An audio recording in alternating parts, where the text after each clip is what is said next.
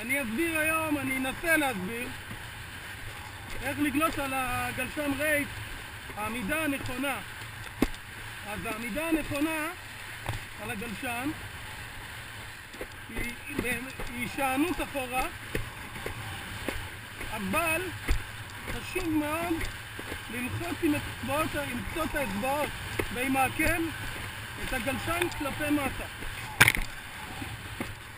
קצות האצבעות צריכות לדחוף את הגלשן למטה ולהישען אחורה, בצורה כזאת שכמה שיותר נפח של הגלשן יקבל מים.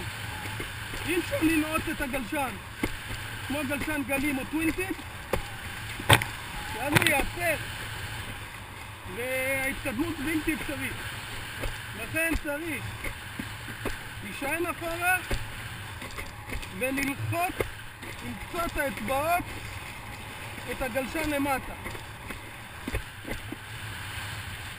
זה קצת מעייף את שרירי הרגליים, אבל אחרי שמתרגלים זאת חוויה אדירה. המהפכים מאוד מזכירים גלשן גלים. שמים את הרגל האחורית קדימה, רגל קדמית, דאונלופ, ומסתובבים.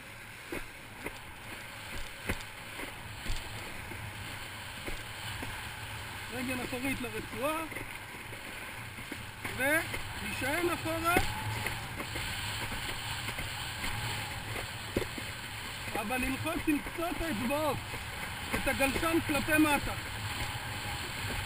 לייצר כמה שיותר חיכוך של הגלשן עם המים.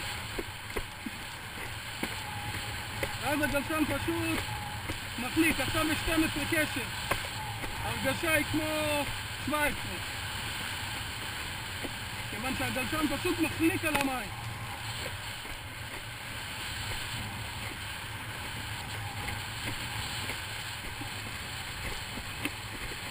עכשיו נעשה קצת מהירויות.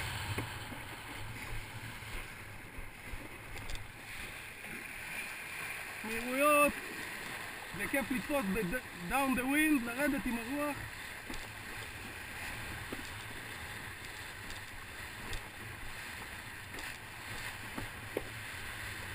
אפילו אפשר עם רגל אחורית בחוץ ליישר את הגלשן.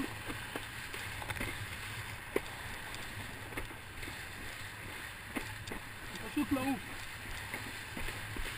שוב, יש 12 קשר, ההרגשה היא כמו 18.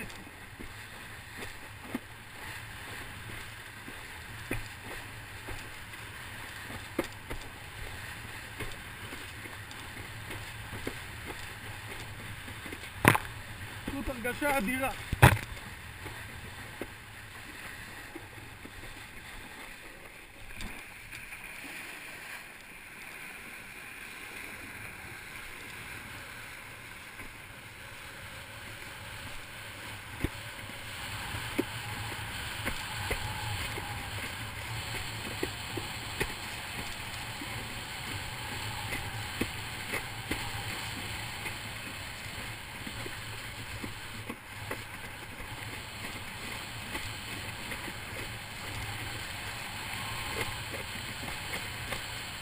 יאללה, להתראות.